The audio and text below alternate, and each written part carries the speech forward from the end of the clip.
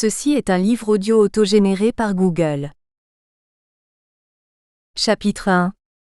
La progression remarquable de la culture sous la houlette de la CFDT. L'action de la Compagnie française pour le développement des fibres textiles, CFDT, épaulée par l'IRCT, s'est exercée dans tous les pays de la zone franc apte à la culture du coton. Ces deux organismes avaient une double mission. D'une part, l'approvisionnement de l'industrie française en pleine reconstruction au lendemain de la guerre. D'autre part, le développement économique des pays de la région soudano-sahélienne, région particulièrement démunie. Les débuts furent consacrés à la réalisation de deux missions de prospection, en vue de définir les premières zones d'intervention. Celle de René Dumont en Afrique centrale, avec pour objectif l'établissement d'un bilan de la culture dans les régions déjà exploitées par les sociétés privées et l'étude de l'ouverture d'une nouvelle zone au Tchad. Celle de Gilles Huillier en Afrique occidentale, destinée à reconnaître les régions propices à la culture. Les résultats furent remarquables. La production de la zone est passée d'environ 100 000 tonnes au début des années 1950 à près de 2,7 millions de tonnes en 2004 à 0,5, son record. Cette progression a été réalisée pour la plus grande part en Afrique occidentale, où la production insignifiante en 1950, 10% de la zone, a atteint près de 2,2 millions de tonnes en 2004, plus de 80% de l'ensemble, ainsi qu'U'. Au Cameroun où elle était nulle en 1950, et a dépassé 300 000 tonnes en 2004. Le développement de la production a été plus modeste au Tchad, et nul en Centrafrique, malgré leur avance initiale et les progrès techniques accomplis. Elle est passée d'un peu plus de 100 000 tonnes en 1951 à 52, à 335 000 en 1997 à 98, année record, et reste depuis en forte baisse à la suite de son effondrement en Centrafrique. La différence d'évolution entre ces ensembles est largement liée à un contexte politique relativement stable en Afrique occidentale et au Cameroun, alors que le Tchad et la Centrafrique ont souffert d'une situation intérieure mouvementée. Le succès de la culture a reposé d'abord sur l'organisation de la filière et la continuité de l'action menée par la CFDT, en tandem avec l'IRCT, d'abord directement, puis par l'intermédiaire de ses filiales nationales, créées sur le modèle de la société mère, modèle devenu une référence en matière de culture cotonnière et aussi de développement rural. La mise en place de la filière coton. La filière coton a été mise en place par la Compagnie française pour le développement des fibres textiles, CFDT, organisme d'État placé sous l'égide du ministère de la France d'Outre-mer, créé en 1949 afin de vulgariser la production de fibres textiles en Afrique. Son action devait s'appuyer sur les travaux de l'Institut de recherche du coton et des textiles exotiques, IRCT, organisme public également fondé quelques années auparavant, et déjà implanté en AOF et AEF. Après avoir effectué deux missions de prospection dans les divers territoires d'Afrique occidentale et centrale, la CFDT s'y installa selon des modalités adaptées à l'histoire de la culture du coton propre à chaque pays. Elle jeta ainsi les bases de son action future en collaboration étroite avec l'IRCT, et élabora le système qui assura son succès durant plus de 50 ans. 1. La création de l'IRCT et de la CFDT, et les premières missions.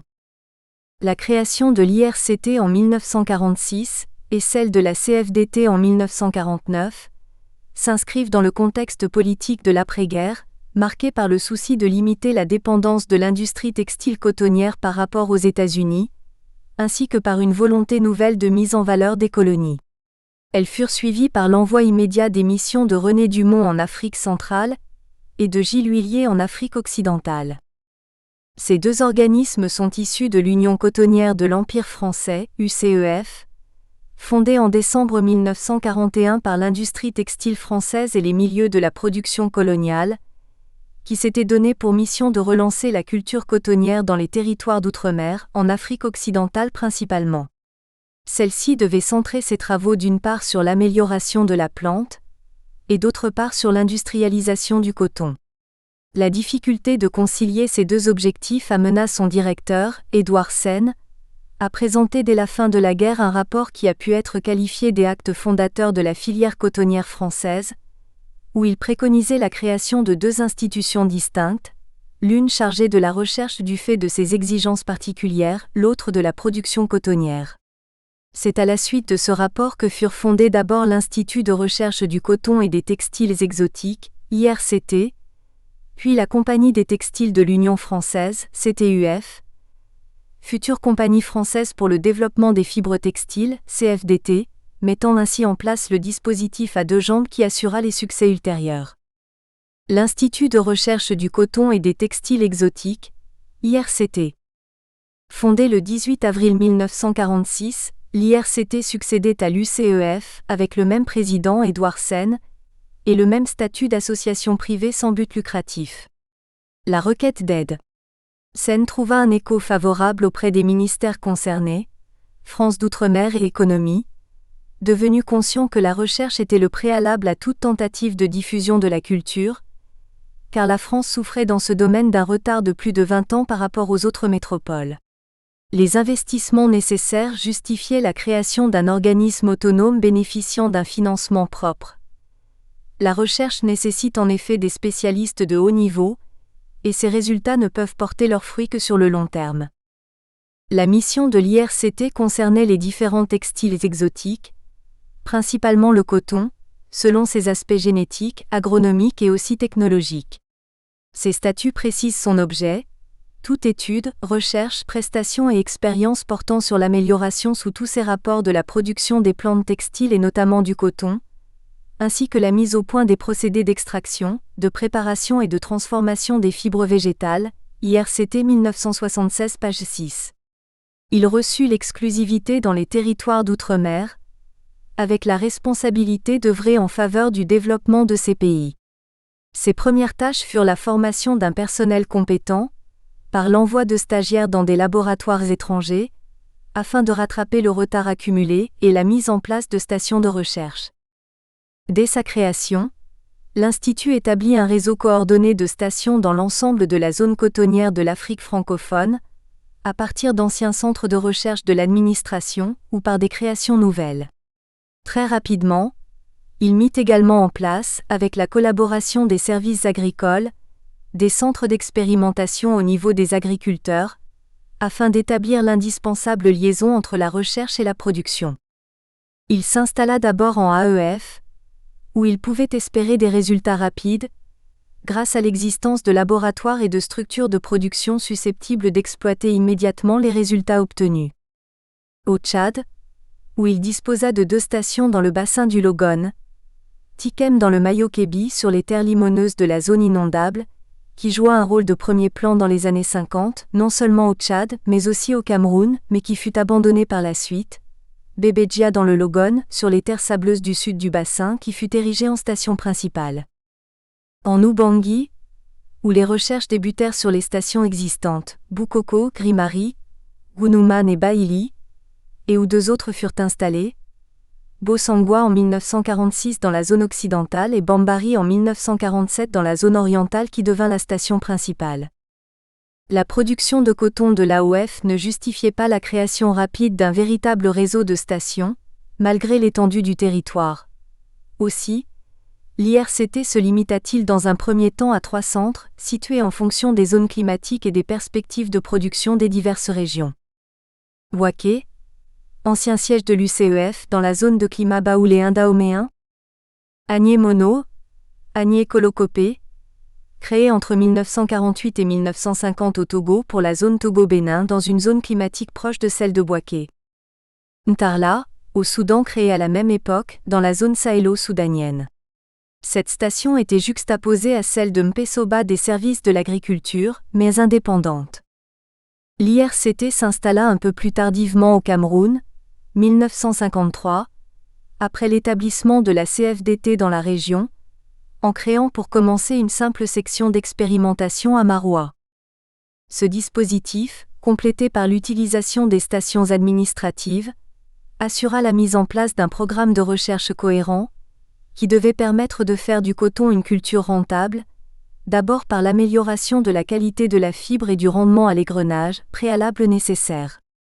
Les recherches portèrent donc d'abord sur la sélection des variétés, en vue d'améliorer la qualité de la fibre et le rendement à l'égrenage, et ce n'est qu'à partir du milieu des années 50 que l'accent fut mis sur les techniques de culture permettant d'accroître le rendement au champ qui seul intéressait directement le producteur.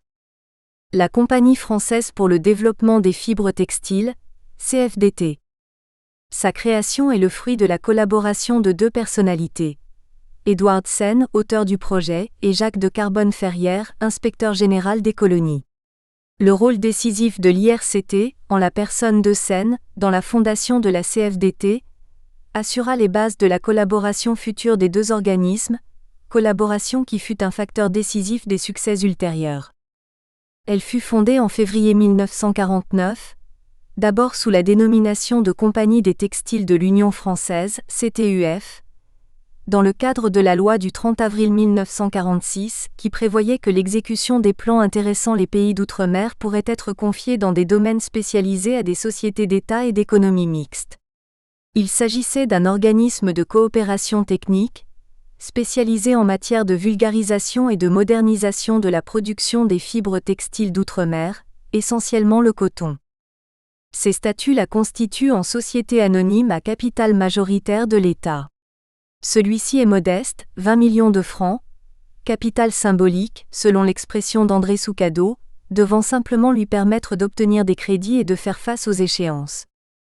L'objet de la société est précisé dans les statuts de la CTUF, annexe 1. 1. Étudier les moyens de développer la production et la préparation des matières textiles. Promouvoir la création ou le développement de toute entreprise ayant pour objet la production ou la préparation de matières textiles. 2. Accessoirement exécuter toute opération et toute entreprise annexe et connexe à l'objet principal, ainsi que la production de tous produits agricoles s'y rattachant directement ou indirectement et notamment l'exécution de tous travaux et la création de toute exploitation se rattachant à cet objet, l'obtention de toute concession et autorisation y relative, leur rétrocession ou leur affermage. L'acquisition, la gestion, l'administration, l'exploitation directe ou indirecte pour son compte et pour le compte de tout tiers, de toute entreprise et installation, biens et droits quelconques se rapportant à l'objet de la société. Son importance pour les colonies comme pour la métropole est soulignée par une note en annexe, justification économique, qui précise ce double intérêt. 1. Développer les ressources propres des territoires dans le cadre de la politique économique et sociale du ministère de la France d'Outre-mer, dont la charte et la loi du 30 avril 1946 qui a créé le FIDES. 2. Procurer aux diverses branches de l'industrie textile française une part aussi large que possible des matières premières qui leur sont nécessaires de manière à réduire au maximum les achats à l'étranger. Son statut de société d'économie mixte fit de la CFDT un instrument au service de l'État français, dont elle dépendait en matière de choix des programmes et de financement, tout en lui laissant une large autonomie. Ces programmes d'action sont définis conjointement avec le ministère de la France d'Outre-mer et les gouvernements généraux et locaux. Ils sont réalisés au moyen de subventions attribuées par le FIDES et le ministère de l'Économie nationale. Dans l'immédiat, la société reçut la mission d'apporter sa contribution à la réalisation d'un plan quadriennal de production, 1948 à 1952, dont l'objectif était de faire passer la production de coton des territoires des Outre-mer de 25 000 tonnes, soit à peine 10% des besoins de la métropole, à 50 000 tonnes en 1952, terme du plan Marshall. La CFDT s'implanta principalement en Afrique noire, qui offrait le plus de perspectives et qui demeura son terrain d'action privilégié. Elle élargit néanmoins sa sphère d'intervention à d'autres ensembles géographiques ayant des attaches avec la France, mais son activité y resta limitée à des actions ponctuelles, l'Afrique du Nord, le Proche-Orient ainsi que l'Asie du Sud-Est. Le premier exercice fut consacré, outre la réalisation des 2 missions d'études en Afrique noire, à la formation de spécialistes du coton.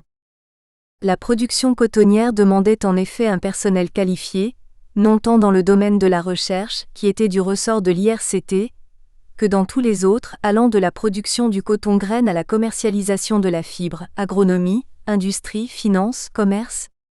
La première tâche de la société fut donc la constitution d'une équipe de spécialistes, ce qui lui permit de disposer progressivement d'un corps d'agents ayant acquis une connaissance approfondie des problèmes cotonniers, agent qu'elle envoya en priorité dans les pays où elle était implantée en Afrique noire, et pour des missions d'études à titre d'expert. 20 ans après la fondation de la CFDT, Jacques de Carbonne-Ferrière, directeur général de la compagnie depuis ses débuts, témoigne. Les problèmes qui se posaient à nous, lors de notre création, étaient en effet tout d'abord des problèmes d'ordre technique. Nous n'avons pas cherché à aller trop vite au début, en partant de données insuffisamment connues et analysées. Nous avions à faire notre apprentissage d'une culture difficile et pratiquée à travers le monde dans plus de 80 pays producteurs dans les conditions les plus diverses. Cependant l'IRCT formait ces chercheurs et qu'ils continuaient sans relâche à améliorer leur formation par des stages dans des stations de recherche étrangères, nous-mêmes devions, et cela a été notre tâche principale pendant nos premières années d'existence, constituer des équipes d'agronomes et de techniciens formés sur le tas au contact des réalités africaines et pour certains d'entre eux par des voyages d'études dans de grands pays producteurs étrangers. 1969 page 2. Les missions René Dumont et Jacques L'Huillier. Destinées à définir les zones d'intervention de la CFDT, elles furent réalisées dès sa création, à la fin de 1949 et au début de 1950. La première, en AEF et au Cameroun, fut confiée à René Dumont, alors maître de conférence à l'Institut agronomique, que Jacques de Carbonne-Ferrière rejoignit en cours de route. La seconde, en AOF, fut réalisée par le directeur de l'IRCT, Jacques L'Huillier, secondé par M. Mabille, administrateur en chef des colonies, détaché à la CTUF. Chacune donna lieu à un rapport détaillé, source essentielle sur le sujet, dont Jacques de Carbonne-Ferrière assura la synthèse et tira les conclusions. La mission de R. Dumont en Afrique centrale. La culture du coton était bien implantée au Tchad et en Oubangui-Chari, où l'administration avait fait appel à des sociétés à charte pour en assurer l'égrenage et la commercialisation, tandis qu'elle-même en assurait l'encadrement. Par contre, elle avait été abandonnée au Cameroun au profit de l'arachide. 2 objectifs furent assignés à la mission de René Dumont.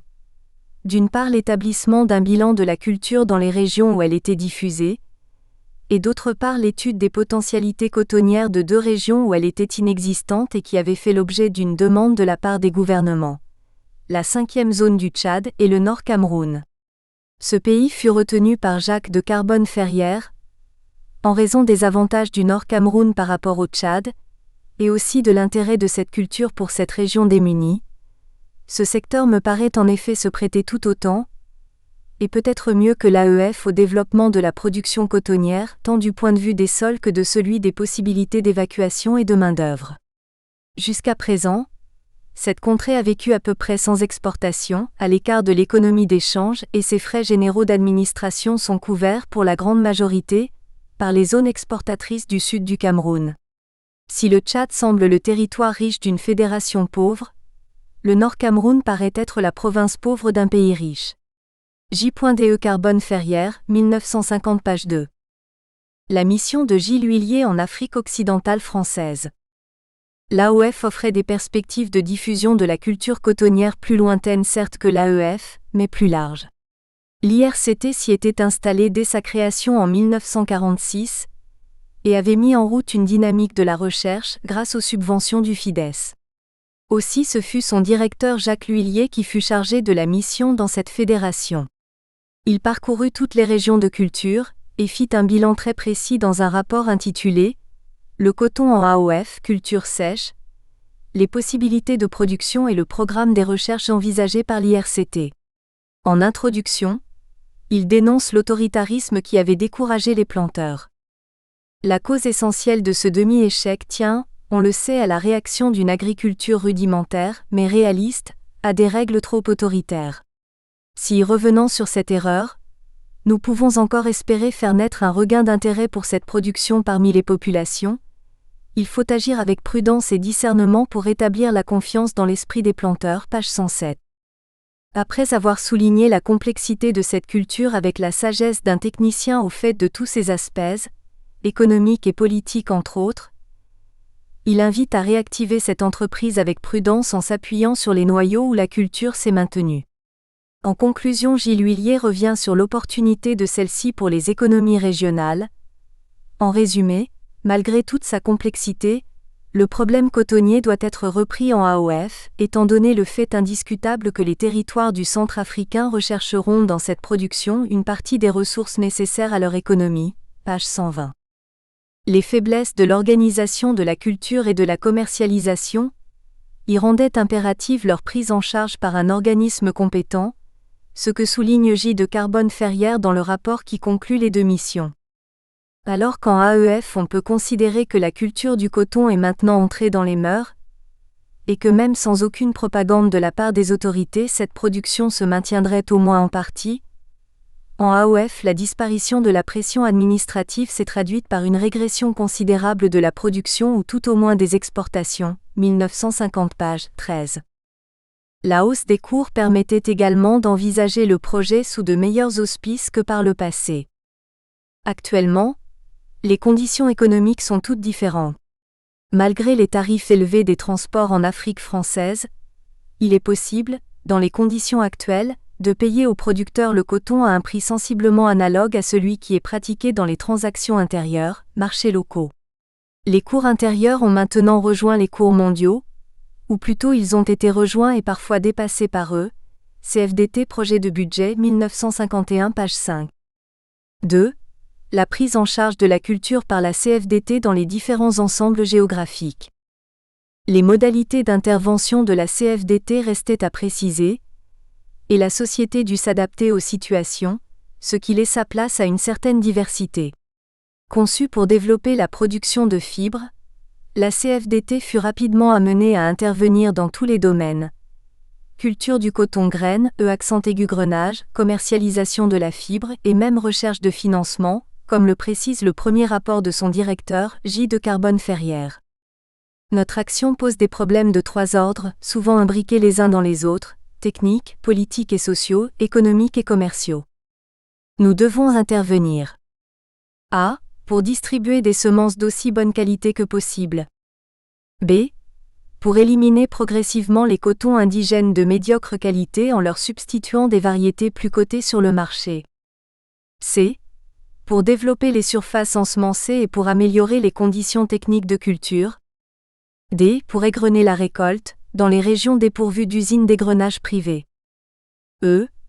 Pour améliorer les conditions de commercialisation en vue d'obtenir pour le producteur un meilleur prix. F. Pour rechercher, dans toute la mesure du possible, les moyens propres à atténuer les fluctuations des cours. G. Pour trouver peu à peu, conformément aux engagements que nous avons envers le ministère de l'Économie nationale, des sources de financement destinées à relayer progressivement la taxe, 1951. C'est au Nord Cameroun qu'elle intervint d'abord, dès 1950, quelques mois après la mission de René Dumont, du fait du soutien du haut-commissaire, des atouts de cette région, et aussi de l'avantage qu'elle avait d'appartenir à un seul pays, ce qui rendait l'implantation d'un organisme naissant plus facile qu'en AOF, où une certaine dispersion des actions était inévitable. Au Cameroun, premier pas et élaboration du système CFDT. Les atouts du Nord Cameroun amenèrent la CFDT à y concentrer ses efforts durant la première décennie, et à en faire sa vitrine. C'est là que fut mis en place le système CFDT, fondé d'une part sur l'intégration de la filière depuis la production du coton graine jusqu'à la production et la commercialisation de la fibre, et d'autre part sur des relations étroites entre la société cotonnière et les pouvoirs publics. L'intégration de la filière. Dans le domaine de la production du coton graine, on retint le choix d'une culture paysanne encadrée, méthode expérimentée en AEF, qui avait fait preuve de son efficacité. Cependant, en s'en démarquant délibérément dans l'esprit par le refus de la culture sous contrainte, qui n'était plus de mise du fait de l'évolution des mentalités, de son interdiction par une nouvelle loi, 1946, enfin pour le Cameroun de son statut de pays sous tutelle. Il fallait rendre le coton attrayant pour les producteurs, ce qui impliquait d'améliorer les méthodes de culture afin d'accroître les rendements. L'encadrement des producteurs fut organisé selon le schéma pyramidal de l'AEF. La zone cotonnière fut divisée en secteurs, qui furent regroupés en régions, puis subdivisés en zones au fur et à mesure de leur multiplication. Le suivi des planteurs était réalisé par les chefs de secteur, assistés d'abord par des moniteurs, puis par des chefs de zone, qui assurait l'encadrement technique pendant la campagne de culture et l'achat du coton graine en saison sèche. Les chefs de secteur, clés de voûte du système, assuraient également le relais avec les différents services de la société, transport, usine d'égrenage et direction. Au début, ce sont des expatriés. Ils furent progressivement remplacés par des nationaux, les premiers étant formés sur le terrain, les suivants étant des techniciens ou ingénieurs agricoles issus des écoles nationales. L'encadrement fut très rigoureux dans les débuts, du fait des exigences techniques de la culture qui demandaient davantage de soins que les cultures vivrières, préparation du terrain, date et alignement des semis, sarclage, tri du coton lors de la cueillette, du fait aussi de la nécessité de la faire adopter par les paysans, ce qui n'allait pas toujours de soi. Il évolua ensuite vers davantage de souplesse, cependant il resta ferme, ce que la société justifiait par les exigences de la culture intensive et la nécessité de rentabiliser les intrants, regroupement des parcelles de coton, diffusion des insecticides au même moment. L'intensification nécessita la multiplication du personnel d'encadrement et aussi un effort permanent de formation de celui-ci, selon la méthode dite en cascade, chaque responsable devant former ses subalternes, complétés par des stages.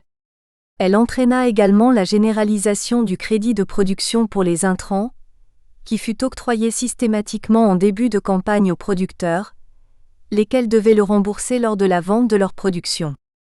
Il était prévu que l'industrialisation et la commercialisation du coton soient assurées par une société privée, et que la CFDT en assurerait la charge en attendant sa création. Cependant, il ne fut pas possible de trouver des entrepreneurs intéressés, ce qui amena la CFDT à intégrer ses activités dans ses fonctions, et à créer des services appropriés. Un service logistique et industriel chargé des transports, coton-graines, semences et intrants, fibres, ainsi que de l'égrenage, puis des huileries, et un service commercial pour la vente de la fibre. Ce fait, décisif, est à l'origine de l'intégration complète de la filière au Cameroun et à des degrés divers, dans tous les pays de la zone. Il montre que celle-ci n'est pas liée à un projet initial, mais résulte d'une expérience. Cette intégration, fondement du système, fit de la CFDT puis des sociétés cotonnières qui prirent son relais, des entreprises tentaculaires, véritable État dans l'État, suscitant éloges et jalousie. Le succès de la culture reposait sur une collaboration étroite entre les responsables de la culture et les autorités politiques, à tous les échelons de la hiérarchie. Gouvernement pour la fixation des prix, administrateurs régionaux qui lançaient les campagnes de culture et en contrôlaient l'exécution, enfin chefs locaux qui assuraient la transmission et l'exécution des directives de la CFDT. La fixation des prix aux producteurs et le financement de la culture. C'est au cours de cette période que furent mis en place les systèmes les définissant. Le prix d'achat fut fixé initialement à un prix suffisamment attractif pour permettre un retournement des mentalités, et pour gagner ainsi la confiance des intéressés, cultivateurs ainsi que chefs et administrateurs. Le principe d'un prix d'achat fixe et uniforme dans tout le pays fut retenu, conformément à ce qui était pratiqué en AEF et dans la majorité des autres territoires coloniaux, Congo belge, colonies anglaises et portugaises, car il donnait une garantie aussi bien aux planteurs qu'à la société qui serait appelée à assurer la commercialisation de la fibre. Il resta la règle dans tous les pays de la zone et demeure une des bases du système, car il permet d'établir un équilibre, au niveau de la société comme des producteurs, entre les régions où la culture est plus ou moins rentable pour des raisons de climatologie et d'accessibilité. Le financement de la culture dans ses débuts fut assuré par des subventions du Fonds d'encouragement à la production textile et du FIDES, et par quelques prêts reposant sur des garanties du territoire. Il fut particulièrement important au Cameroun, où tout était à créer. Usines d'égrenage, magasins de stockage, hangars, bureaux, logements des cadres, parcs de véhicules. C'est au cours de cette première période que furent mises en place les bases du financement futur, avec la répartition de la contribution des différents partenaires, CFDT, territoire, métropole. Tandis que les frais d'équipement étaient assurés par des subventions et des prêts provenant de la France, puis du Fonds européen de développement FED, les coûts de production relevaient normalement de la société. Cependant, la question du financement de l'encadrement dont le coût était très élevé, se posa de façon chronique. Il fut assuré habituellement par des subventions de bailleurs de fonds extérieurs, ce qui se justifiait par le fait qu'il bénéficiait également aux autres cultures. Des aides pour la réalisation d'actions de modernisation et d'intensification furent également obtenues auprès du FAC, puis du FED20. Les conventions de mai 1952 et mai 1953. La première, établie après 2 campagnes d'expérimentation, permit de définir les rapports entre la CFDT et les pouvoirs publics annexe 2. Ses principales dispositions concernent la mission confiée à la CFDT article 1, promouvoir sous son contrôle la production du coton dans le Nord Cameroun en assurant le fonctionnement d'un service d'encadrement adéquat, la multiplication et la distribution des semences, l'égrenage et la commercialisation du coton. Ses prérogatives, sa zone d'activité toute la plaine du Nord Cameroun, et son monopole d'achat et d'égrenage pour une durée de 15 ans. Ses engagements, acheter tout le coton graine récolté apporté par les producteurs sur les marchés désignés par le haut-commissaire, à un prix d'achat fixé chaque année par celui-ci, après consultation du ministère de la France d'Outre-mer et la CFDT. Les modalités de vente du coton égrené, avec une priorité à l'industrie textile du Cameroun, et le monopole des exportations de la fibre. Sa rémunération, selon un taux de commission dégressif au prorata de la production, de 8% pour moins de 1000 tonnes à 3% pour 5000 tonnes et plus. La prise en charge des frais d'encadrement des planteurs par la société, sauf durant les 4 premières années où ils sont subventionnés. La création d'un compte dit fonds de réserve et prime d'économie, alimenté par les bénéfices de la société et dépendant de la Caisse centrale de la France d'Outre-mer, ceci en attendant la création d'une caisse de stabilisation. D'autres articles concernaient la détermination du prix de revient, la valorisation des graines de coton, la révision de la convention, enfin l'autorisation donnée à la CFDT de créer une société cotonnière chargée de l'industrialisation et de la commercialisation de la fibre. Une nouvelle convention fut signée en mai 1953, en principe pour la période transitoire où la CFDT devait assurer les opérations d'usinage et de commercialisation. Faute de reprise par des sociétés privées, elle fut reconduite par la suite. Ses principales dispositions étaient les suivantes. La commercialisation et l'égrenage sont assurés sans bénéfice par la CFDT pour une période de 3 ans, à l'issue de laquelle est prévue la constitution d'une société. Aucune garantie n'est donnée par l'industrie cotonnière française. La couverture du déficit éventuel d'exploitation doit être garantie par le territoire du Cameroun. Ces conventions, renouvelées au moment de l'indépendance, ont régi les rapports entre la CFDT et le gouvernement du Cameroun jusqu'à la création de la Sodécoton en 1974. Elles servirent de modèle à celles qui furent signées ensuite avec chacun des États de la zone, avec toutefois des modalités un peu différentes selon les pays. La Caisse de stabilisation des cours. Une caisse de stabilisation des prix du coton fut créée en décembre 1955, sur le modèle de la caisse de soutien établie en AEF en 1946, afin d'assurer les planteurs et les sociétés cotonnières face aux aléas du marché. Il s'agit d'un établissement public, doté de la personnalité civile et en principe de l'autonomie financière, dont le but est d'assurer 1. La régularisation du prix d'achat du coton graine aux producteurs et la couverture totale ou partielle des déficits éventuels des campagnes cotonnières. 2. Le paiement de primes de culture aux producteurs. 3. L'exécution de programmes d'action spéciale directe en faveur du développement et de l'amélioration de la culture du coton. Elle est alimentée par des contributions, ristournes ou redevances publiques ou privées, ainsi que par le revenu des fonds déposés au Trésor et au Fonds national de régularisation des cours des produits d'outre-mer. Ces fonds sont utilisés en priorité au soutien des prix d'achat aux producteurs par la prise en charge totale ou partielle du déficit éventuel des campagnes cotonnières et le paiement des primes d'ensemencement, au remboursement des prêts consentis par le Fonds national de régularisation des cours des produits d'outre-mer, à la constitution d'un fonds de réserve si les ressources sont supérieures aux dépenses. Ces ressources peuvent servir au financement de programmes de développement de la culture du coton et à des dépenses de recherche, d'expérimentation, de propagande et d'encadrement agricole s'appliquant à sa culture. En Afrique occidentale, une mise en place progressive Lorsque la CFDT fit ses premiers pas en AOF en 1950, elle bénéficiait de l'héritage de la période antérieure, ce qui était un atout par rapport au Cameroun. Tout était cependant à réorganiser, de la production du coton graine à la commercialisation, comme l'indique le rapport fait par Jacques de Carbonne-Ferrière à la suite de la mission de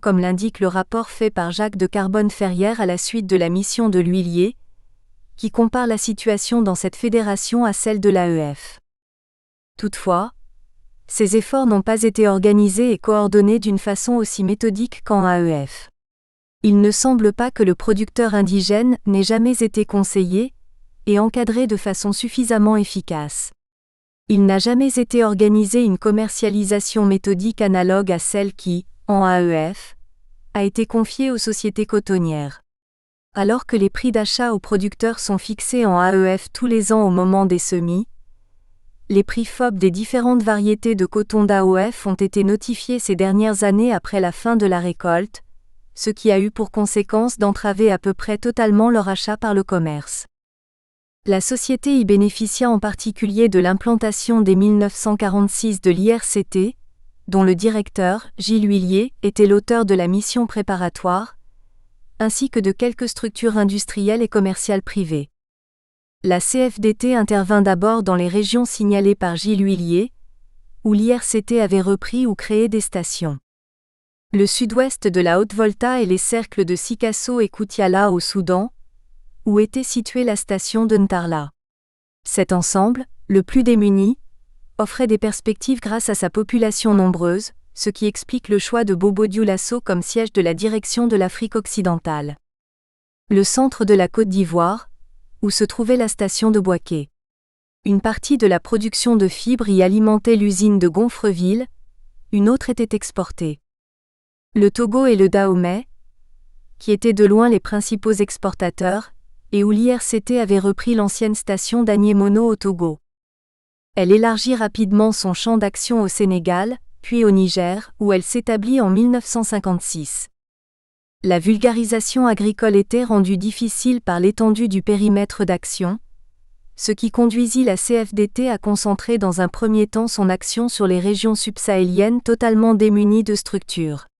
Ailleurs, elle se limita à promouvoir le remplacement des anciennes variétés par des nouvelles, sélectionnées par l'IRCT, puis à améliorer les techniques culturales. Elle mit progressivement en place des services d'encadrement rural dans chaque pays, selon le même schéma pyramidal qu'au Cameroun, avec suivi des planteurs par des chefs de secteur assistés de nombreux moniteurs, puis de chefs de zone.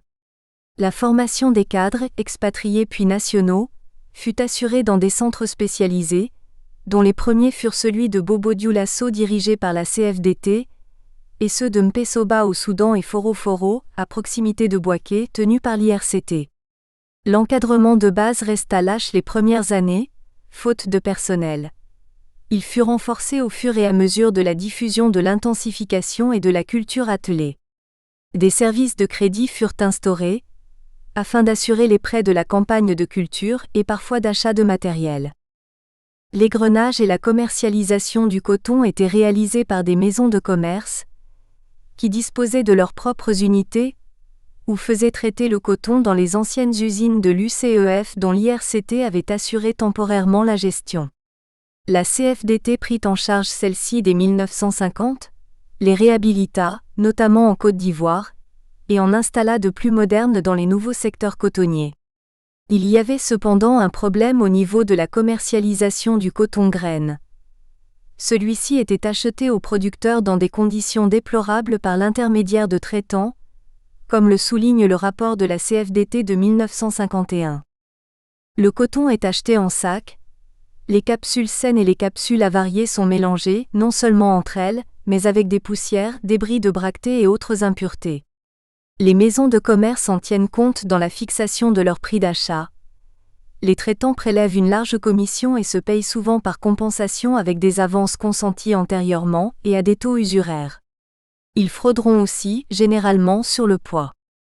Malheureusement, il faut reconnaître que ces conditions d'achat sont plus commodes pour le commerce que celles qui résulteraient de l'institution de marché contrôlé. Et sans parler des intermédiaires à qui bénéficie évidemment cet état de choses, les paysans eux-mêmes sont parfois favorables à son maintien. Le système leur évite de se déplacer pour vendre leurs produits. Ils se rattrapent eux-mêmes en cherchant à frauder pour répondre à la fraude du traitant et surtout, les marchés contrôlés à date fixe leur paraissent comme un vestige de l'époque révolue du travail obligatoire. Les prix variaient d'une région à l'autre, et même au cours de la saison. Ils différaient en fonction de la destination de la fibre. Le marché local pour l'artisanat, notamment au Soudan, régional en Côte d'Ivoire pour l'usine de Gonfreville ou l'exportation vers la France pour le Togo et le Dahomey. Dans le premier cas, la qualité de la fibre n'avait guère d'importance. Son prix dépendait du rendement E-accent-aigu-grenage et oscillait en fonction de l'offre et de la demande. Pour l'exportation, au contraire, la qualité du coton primait. Longueur de la fibre, propreté et homogénéité, et le prix d'achat au planteur était fixé en fonction du marché français. Ce prix était le plus souvent dérisoire, ce que les négociants justifiaient par les délais d'acheminement vers l'Europe et la nécessité de se prémunir contre les éventuelles baisses des cours. Dès la première campagne, 1950-51, la CFDT s'efforça de fixer un prix dans les zones qu'elle contrôlait, Haute-Volta, et d'inciter les planteurs à trier leur coton en instituant un double barème selon la qualité du produit, reprenant des méthodes qui avaient fait leurs preuves en AEF. Après une brève période d'expérimentation, il devint nécessaire de définir les principes devant régir la commercialisation du coton graine et de la fibre, ainsi que de préciser des objectifs de production. Ce fut l'objet de la conférence cotonnière de Dakar, convoquée en juin 1952 conjointement par le ministre de la France d'Outre-mer et le haut-commissaire de l'AOF, en vue d'examiner un plan de développement de la production et les moyens financiers pour sa réalisation, ainsi que les questions de commercialisation et de prix, annexe 3. Les principales recommandations concernaient la commercialisation du coton graine et de la fibre. L'achat aux producteurs reposait sur le principe de la nécessité absolue de lui garantir un prix d'achat stable et suffisamment rémunérateur. La conférence préconisa donc ce qui était en vigueur au Cameroun et en AEF. Le monopole d'achat du coton aux producteurs à un prix annoncé avant les semis, le versement d'avance au moment de l'ensemencement et l'organisation de marché. Ces derniers permettaient le contrôle des achats par l'administration, mais en contrepartie, contraignaient les producteurs à apporter leurs marchandises au lieu et date indiquées. Elle recommanda également la mise en place d'un système garantissant l'équilibre financier de la CFDT, en cas de chute des cours. Celui-ci, faute de pouvoir être assuré dans l'immédiat par une caisse locale, reposa temporairement sur l'industrie métropolitaine qui s'engageait à acheter toute la production à un prix d'achat découlant du prix fixé pour le coton brut. La mise en application de ces recommandations fut immédiate. Le prix d'achat du coton graine par l'administration, en accord avec la CFDT, fut fixé dès l'année suivante. La collecte et le transport du coton vers les usines furent organisés par la CFDT qui se substituait au commerce traditionnel. Une caisse inter-État de stabilisation des cours du coton, dont le siège était à Bobo-Dioulasso, fut instituée en 1955, subventionnée par le Fonds de soutien des textiles d'outre-mer. Elle fut supprimée à la suite des indépendances et remplacée par des caisses nationales. La commercialisation de la fibre était assurée dans la plupart des pays soit directement par la CFDT, soit le plus souvent par l'intermédiaire de son agent de vente, la compagnie cotonnière, Copaco. L'imbrication des diverses composantes, depuis la diffusion et la vulgarisation de la culture jusqu'à l'égrenage et même la commercialisation de la fibre, amena la CFDT à s'orienter progressivement, comme au Cameroun, vers une intégration de la filière qui fut plus ou moins complète selon les pays. Celle-ci fut quasi totale dans les territoires où la CFDT commença son action à partir de zéro ou presque. La Côte d'Ivoire, le Mali, le Sénégal et jusqu'en 1966 la Haute-Volta. Dans les autres États, où la CFDT dut s'adapter à la situation préexistante et aux évolutions politiques, elle fut moins complète et moins stable, et elle consista principalement à encadrer les organismes nationaux en place. Au Dahomey, la CFDT n'intervint directement que dans le département du Borgou, où lui furent confiées la culture du coton et la direction du développement agricole. Dans les autres régions, elle assura à partir de 1959 la multiplication et la diffusion des semences, variétés Hirsutum, laissant de côté les Barbadens qui disparurent progressivement, et apporta son concours technique aux sociétés de développement régional créées en 1959. Au Niger, après une période d'intervention directe, la CFDT dut céder en 1965 une partie de ses attributions à l'Union nigériane de crédit et de coopération, UNCC, organisme national de vulgarisation agricole, qui fut chargé de l'encadrement et de la collecte du coton-graine, dont le rôle se limita alors à l'organisation du programme cotonnier et au suivi de son exécution. En matière d'égrenage et de commercialisation, elle ne put intervenir pour son propre compte, mais pour celui de la Caisse de soutien et de péréquation des prix du Niger, CSPPN. L'action de la CFDT fut limitée au Togo, pays qui jouissait d'une plus grande autonomie politique, étant sous tutelle au même titre que le Cameroun, et qui fut alors le seul de l'Afrique occidentale où elle n'intervint ni dans l'égrenage ni dans la commercialisation. En matière de vulgarisation agricole, elle se limita à la multiplication des semences dans l'une des SORAD, Sociétés régionales de développement, puis fut appelée en 1969 à jouer un rôle de conseiller technique auprès du ministère de l'Agriculture et des SORAD. En AEF, une intervention tardive. L'intervention de la CFDT y fut plus tardive et plus limitée, du fait de la présence des sociétés privées qui assuraient la commercialisation et l'industrialisation du coton, l'encadrement de la culture relevant des services agricoles. Ces sociétés avaient déjà perdu une partie de leur autonomie à la suite du renouvellement de leur convention avec l'État, d'abord en 1939, puis en 1949, et étaient devenues une sorte de service public. Elles virent d'un mauvais œil la création de la CFDT et son intervention au Cameroun et en AOF, selon des méthodes qui remettaient en cause leur mode de fonctionnement fondé sur l'exploitation des planteurs, et entraînèrent de fait leur disparition à terme. En Centrafrique, le gouvernement imposa en 1964 le regroupement des 3 sociétés privées qui se partageaient les zones cotonnières en une seule, l'Union cotonnière centrafricaine, UCCA, société mixte avec une participation majoritaire de l'État, à côté des anciennes entreprises, de la CFDT et du BDPA, Bureau pour le développement de la production agricole. L'UCCA reprenait les fonctions d'achat, d'usinage et de commercialisation des anciennes sociétés, tandis que la vulgarisation restait confiée aux offices régionaux de développement, qui étaient encadrés par la CFDT dans 2 préfectures. Au Tchad, la CFDT fut sollicitée en 1961, d'abord pour encadrer durant quelques années des actions de modernisation agricole, puis pour assurer un rôle de conseil et de formation du personnel de l'Office national du développement rural, ONDR, structure d'intervention du ministère de l'Agriculture et du Développement rural, créée en 1965 avec plus particulièrement en charge l'encadrement de la culture du coton.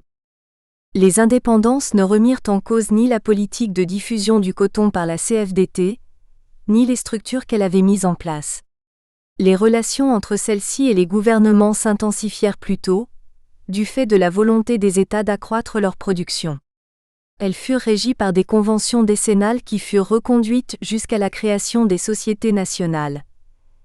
Celles-ci garantissaient en particulier des prestations de personnel, ce qui permit à la CFDT d'assurer la continuité de son action par la présence de nombreux cadres qui assuraient la direction de tous les services. Les indépendances sont néanmoins à l'origine de la création de sociétés nationales, dont la plupart furent fondées en 1974 et 1975, ce qui manifestait en même temps le désir d'autonomie des États, et leur volonté de poursuivre l'œuvre entreprise en partenariat avec la CFDT. 2. L'évolution générale de la production et des rendements. La période de la Seconde Guerre mondiale avait été marquée par une politique vigoureuse de la France en faveur de la production de coton des colonies d'Afrique. L'effort de guerre, soutenu par une forte pression de l'administration, avait permis un certain accroissement des exportations de fibres de l'AOF et du Togo et une forte augmentation de celles de l'AEF. L'interdiction du travail obligatoire en 1946 fut suivie d'une diminution générale de la production pendant quelques années. En AOF, celle-ci se prolongea malgré l'action de l'IRCT, et la culture ne conserva une certaine importance qu'au Togo et au Dahomey, où elle était plus rentable.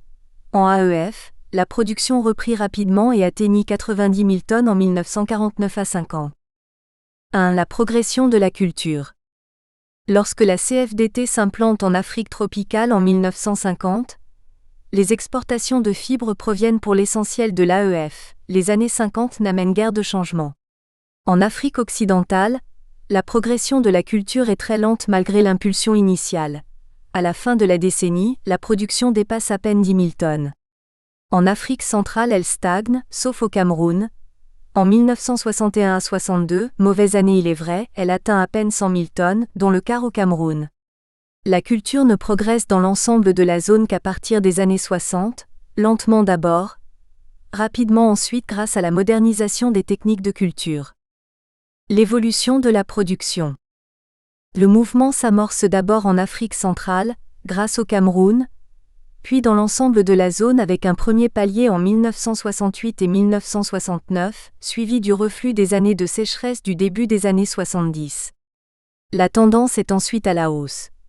Celle-ci est lente jusqu'au début des années 80, rapide ensuite jusqu'en 2004, où la production culmine à 306 millions de tonnes avant de s'effondrer lors des campagnes suivantes, 2 212 000 tonnes en 2005, 1 830 000 en 2006, 1 274 000 en 2007, campagne pénalisée par ailleurs par une mauvaise climatologie. Cette progression est essentiellement le fait de l'Afrique occidentale, dont la production passe de 28 000 tonnes en 1960, soit 22% de l'ensemble, à près de 2 200 000 tonnes en 2004, soit plus de 80%, celle de l'Afrique centrale apparaît bien médiocre en regard. Figure 1. Évolution de la production de COTONGRAINE de la zone franc de 1961 à 62 à 2007, en 1000 tonnes. La progression de la culture, assez régulière jusqu'en 1997, est marquée ensuite par des convulsions aux causes multiples, climatiques et économico-politiques, au niveau national et surtout international, dont la plus grave est l'effondrement actuel de la production provoquée par la double crise des cours et du dollar, d'autant plus qu'une production provoquée par la double crise des cours et du dollar, d'autant plus qu'U'. Une part notable provient du Cameroun. Le dernier record du Tchad et de la RCA réunis date de 1997 avec 335 000 tonnes, soit 15% de la zone. Sa progression par grands ensembles.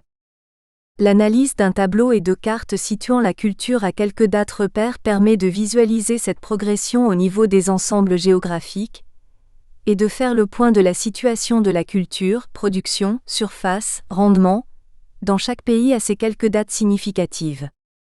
En 1961, la part de l'Afrique centrale est considérable, du fait de l'avance prise par l'AEF avant 1950, puis par le Cameroun durant les années 50. À partir de 1966, l'essentiel de la croissance provient de l'Afrique occidentale et du Cameroun, dont la production progresse à un rythme comparable. Tableau 1. Évolution de la production de l'Afrique occidentale et centrale entre 1961 et 2006, en 1000 tonnes et en pourcents.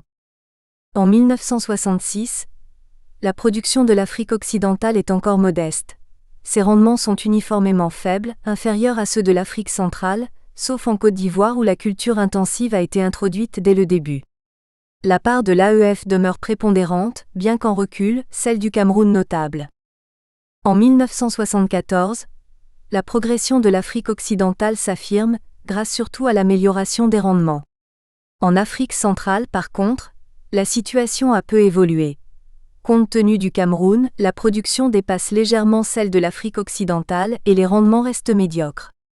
Le Tchad demeure toutefois, de loin, le plus grand producteur de la zone. 1988 manifeste le déclin relatif de l'ex-AEF. La production n'augmente que modestement au Tchad et diminue même en Centrafrique, malgré une certaine amélioration des rendements. En revanche, en Afrique occidentale et au Cameroun, la production, stimulée par les nationalisations des sociétés et par l'amélioration globale des conditions climatiques, fait un bond, grâce à l'extension des surfaces et à la progression des rendements. La Côte d'Ivoire est devenue le premier producteur de la zone, suivi par le Mali et le Cameroun. Figure 2. La culture du coton dans la zone franc en 1966 et en 1974. Figure 3. La culture du coton dans la zone franc en 1988 et en 2003. En 2003, Les grandes tendances antérieures se confirment, avec même une accélération de la croissance en Afrique occidentale, en particulier au Mali, au Burkina et au Bénin qui deviennent les premiers producteurs de la zone. Les rendements néanmoins sont en baisse partout, sauf au Bénin. Deux pays demeurent en retrait, victimes de la guerre. La République centrafricaine où la culture a pratiquement disparu, et la Côte d'Ivoire en pleine crise politique.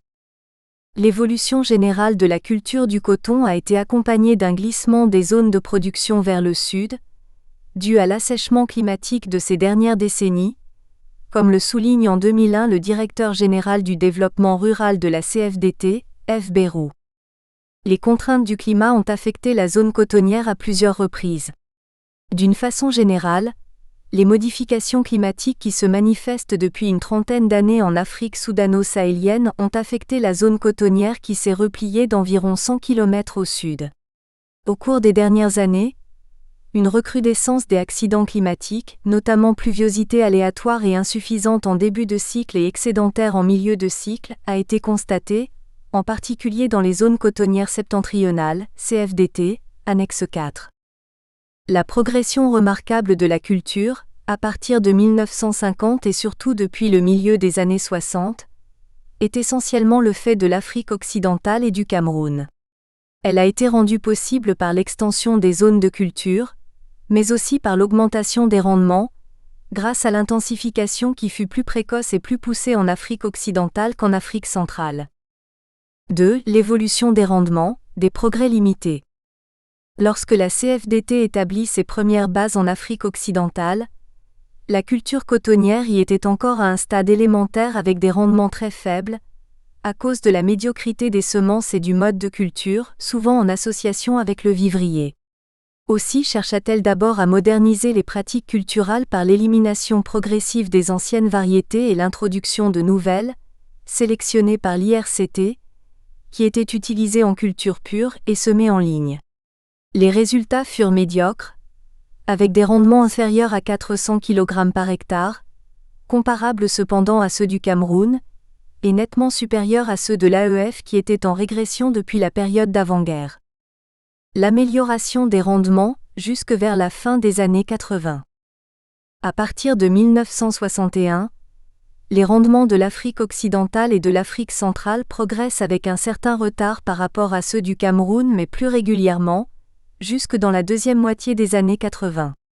Depuis, ils ont régressé partout, tendance qui n'a fait que s'accentuer avec la crise actuelle. En Afrique occidentale, grâce au progrès de l'intensification, ils augmentent régulièrement jusqu'en 1986, dans les pays côtiers d'abord, Côte d'Ivoire, Togo et Sénégal, puis dans ceux du Sahel, Mali, Haute-Volta et Niger, où le coût des intrants est alourdi par les transports. L'accent est mis sur les traitements insecticides, grâce à l'introduction de la technique des ULV en 1973, puis à la vulgarisation des pyrétrinoïdes de synthèse à partir de 1977, en particulier en Côte d'Ivoire où le parasitisme était le plus virulent. Les rendements fléchissent ensuite. 1164 kg par hectare en 1987 à 91, 1038 en 1992 à 97, puis se maintiennent.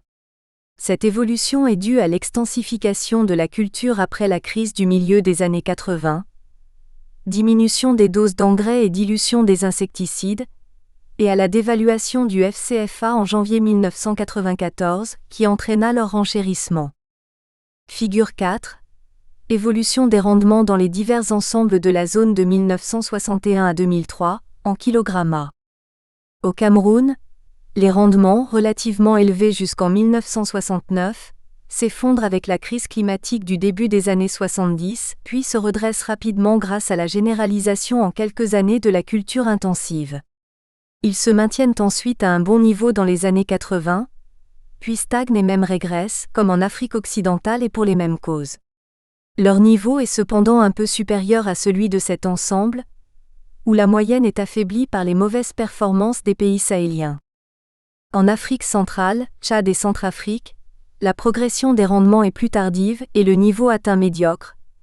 838 kg par hectare en 1997, chiffre maximum, loin du record de l'Afrique occidentale, 1324 kg par hectare en 1986.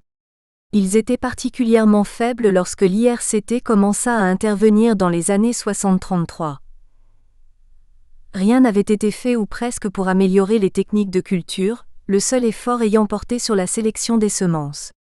Ils commencèrent à progresser au milieu des années 60, grâce à l'introduction de la culture intensive par la CFDT. Leur progression cependant fut lente et modeste. 270 kg par hectare entre 1961 et 1965, 388 entre 1966 et 1973, 440 entre 1974 et 1981, 695 entre 1982 et 1997. Ils baissèrent ensuite, tombant à 578 kg par hectare durant la période 1998 à 2001. Cette médiocrité n'est pas imputable au milieu naturel, mais à l'absence d'une politique suivie, et au fait que ces pays sont particulièrement pénalisés par le coût et les difficultés des transports qui ont limité l'intensification. La diminution des rendements, l'analyse de François Bayrou. Cette diminution, générale dans toute la zone depuis 15 ou 20 ans, a retenu l'attention des chercheurs, notamment des agronomes, du fait de son retentissement sur la rentabilité de la culture pour les producteurs comme pour les sociétés qui l'encadrent. Une excellente étude sur les causes de cette baisse a été faite en 2001 par le directeur du développement rural de la CFDT, F. Bayrou, dont nous retiendrons les points essentiels. Après avoir souligné la diversité des facteurs qui interviennent, naturels, économiques, sociaux, institutionnels, l'auteur précise le point de vue des producteurs, dont la logique et souvent l'intérêt ne sont pas ceux des sociétés. L'optimum recherché par les agriculteurs ne correspond pas nécessairement au rendement maximum. Dans un environnement incertain, l'aversion au risque des agriculteurs est très forte. La recherche du rendement le plus élevé passe après la sécurisation alimentaire et la sécurisation d'un revenu monétaire minimum. Une baisse du prix d'achat ou une hausse du prix des intrants, voire la conjonction des deux, vont se traduire par des pratiques plus extensives pour réduire le risque monétaire qui pourrait amener l'agriculteur à vendre son matériel, son cheptel, ses vivriers. Il souligne ensuite les aspects économiques et politiques.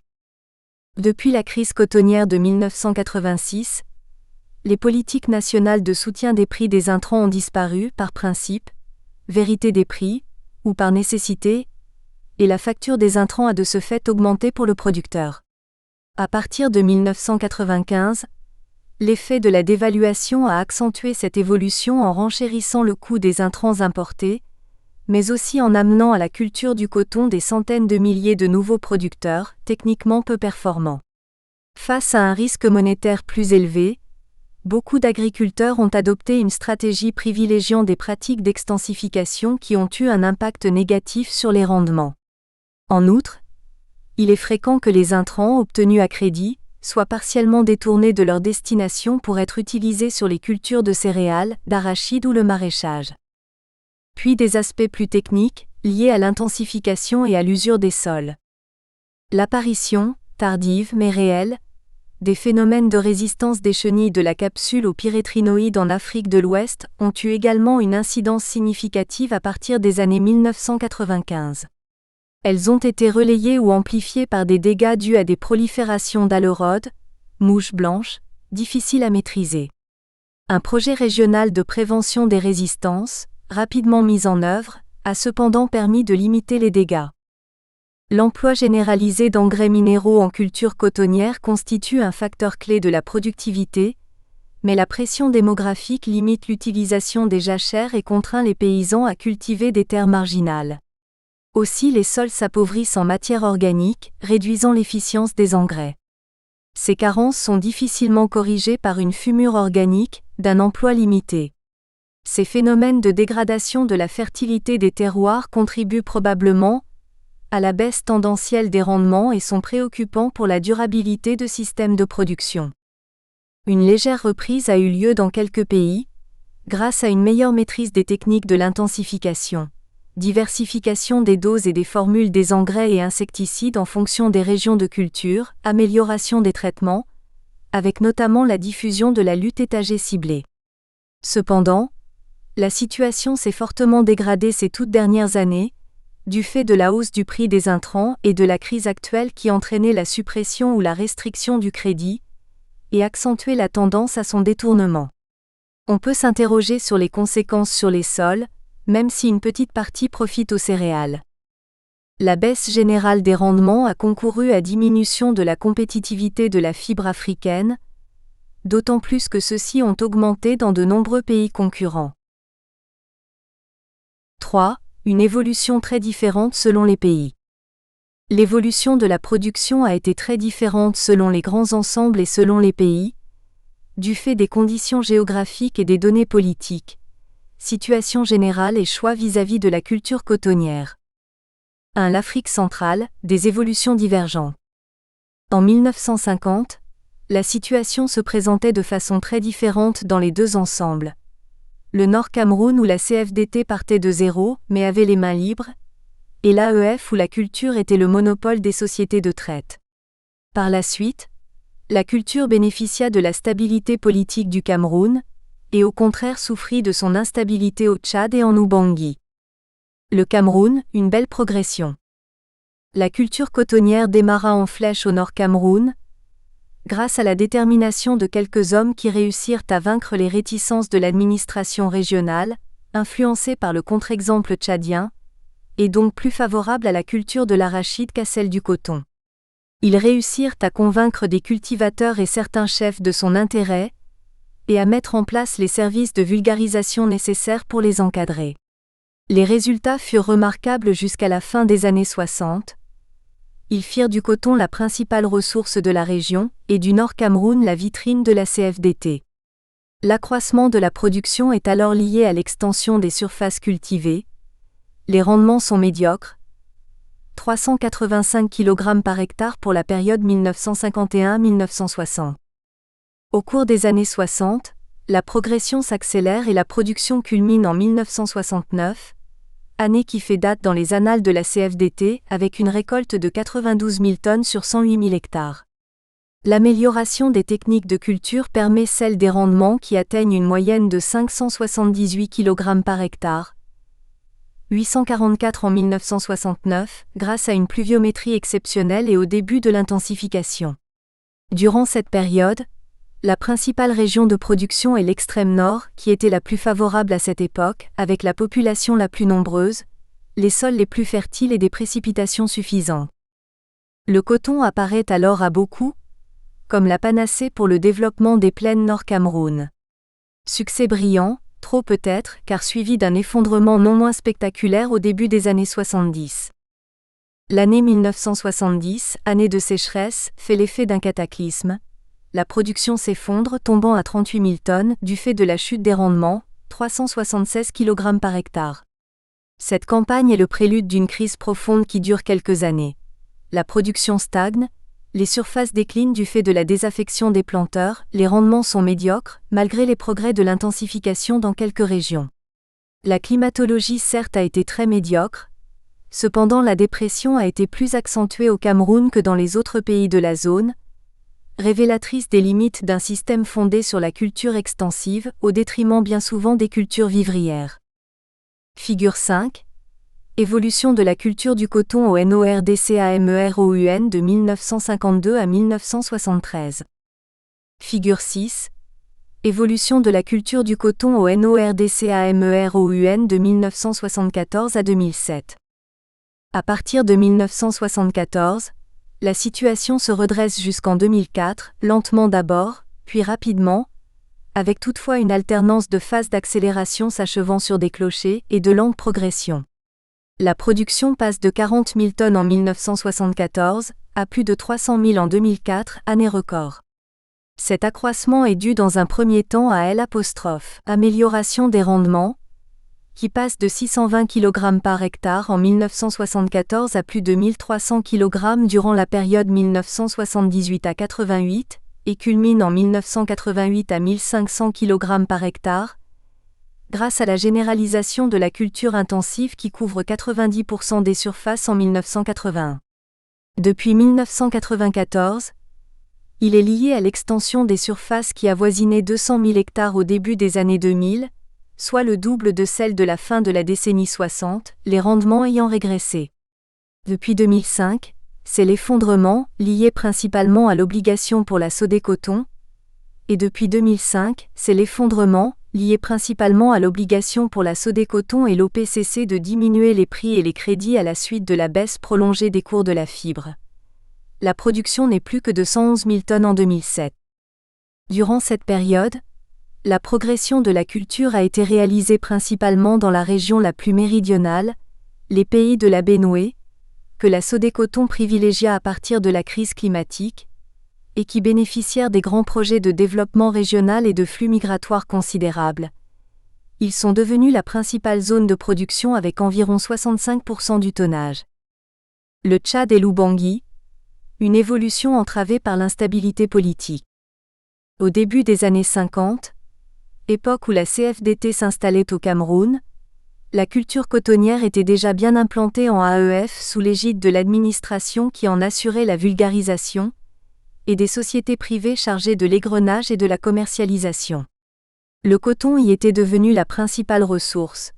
Cependant, après l'augmentation de la production pendant la période de la guerre et l'après-guerre, 30 000 t.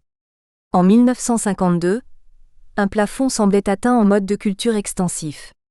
Les superficies ne pouvaient augmenter, faute de bras. Le nombre de producteurs avait atteint un maximum, 300 000 en Oubangui, 400 000 au Tchad, malgré une légère diminution lors de la suppression du travail obligatoire. Il en était de même de la superficie par planteur, compte tenu du fait que le travail y était manuel. Environ un demi-hectare au Tchad, un peu moins en Oubangui où la famille était plus réduite. La relance de la culture ne pouvait donc se faire que par son intensification, seule façon de la rendre rentable pour les producteurs, et de supprimer son caractère obligatoire. Cette voie était d'autant plus ouverte que les rendements, en baisse depuis le relâchement de la contrainte, étaient très faibles. 250 à 300 kg par hectare.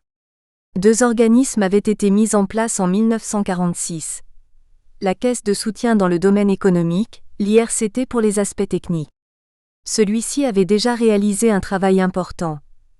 Amélioration variétale et fourniture de semences sélectionnées aux fermes de multiplication des services de l'agriculture, mise au point de techniques de culture et formation des moniteurs.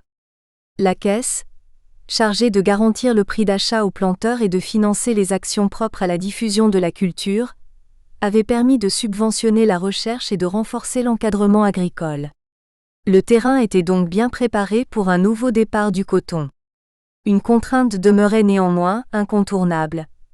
L'enclavement qui pénalisait cet ensemble par rapport à l'Afrique occidentale et même au Cameroun, en alourdissant les coûts de transport de la fibre et des intrants. L'évolution de la culture dans ces deux pays présente des analogies. La première est son caractère extensif jusqu'au début des années 80, avec l'exploitation de vastes surfaces et la médiocrité des rendements, caractère qui perdure jusqu'à l'époque actuelle malgré des progrès notables. Une deuxième est son aspect cyclique, particulièrement depuis le remplacement des sociétés privées par des structures publiques, avec une alternance de phases d'avancée et de recul, du fait de l'instabilité politique et économique.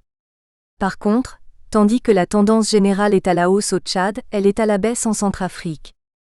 Le Tchad, une progression lente et en dents de scie. Le Tchad offrait plus de possibilités que l'Oubangui. Sa population plus nombreuse permettait d'envisager l'extension des régions de culture, notamment dans la 5e zone, malgré les réserves de air du Mont, et des perspectives étaient ouvertes par la diffusion de la culture attelée. On envisageait également de développer la culture irriguée de coton longue fibre sur les rives du lac Tchad et dans la vallée du Logone. En effet, des essais concluants avaient été réalisés dans la région comprise entre le Logone et le Chari, ainsi que le long des bras asséchés du lac Tchad. 36 Par contre, ce pays était, et demeure, parmi tous ceux de la zone franc, celui des transports les plus onéreux, 72 FCFA la tonne-kilomètre en 2001 à 02 contre 35 au Mali. L'évolution de la culture au Tchad, du début des années 50 à la fin des années 90, est caractérisée par une lente progression d'ensemble, mais irrégulière, avec une... Nous espérons que vous avez apprécié cet aperçu. Pour continuer à écouter ce livre audio sur Google Play Livres, utilisez le lien dans la description de la vidéo.